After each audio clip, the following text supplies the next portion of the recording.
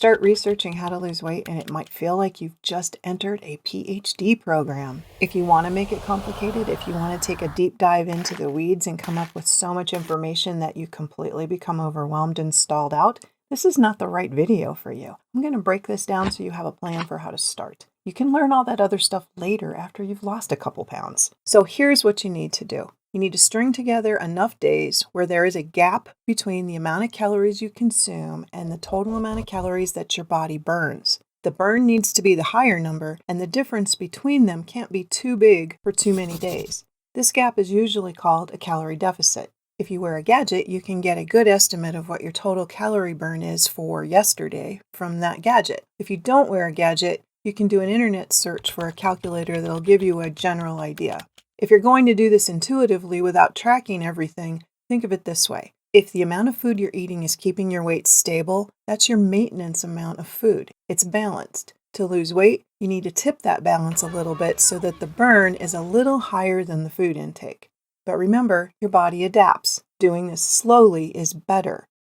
If someone has 20 pounds to lose, that means we want to take 20 pounds times the 3,500 calories, which is 70,000 calories. Yes, this is a rough estimate, but it's not a bad estimate. Wouldn't you expect to lose some weight if you burned 70,000 calories? So in a stretch of time where almost all the days are strung together in consecutive order, you need to create a deficit of about 70,000 calories.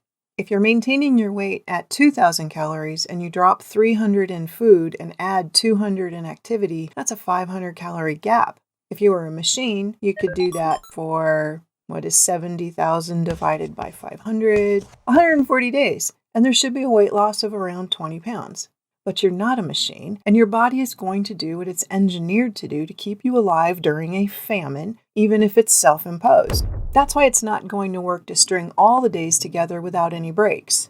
You'll need to do something called a refeed every so often to keep things from stalling.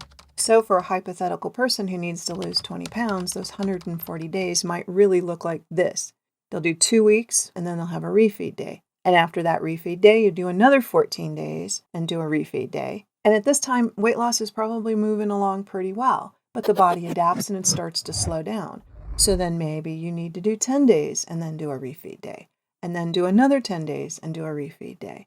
As time goes on, as you start to be leaner and are becoming a smaller person, you're going to notice that your weight loss slows down. Then you may need to do a refeed every week. 6 days on, 1 day at maintenance.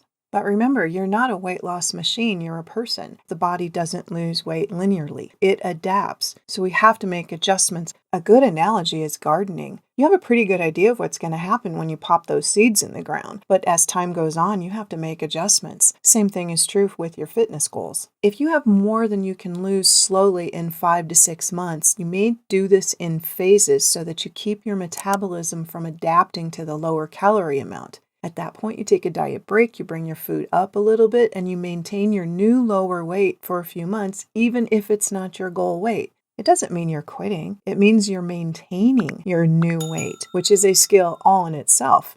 After a diet break, start again. Repeat the process. Here's that video about refeeds and diet breaks.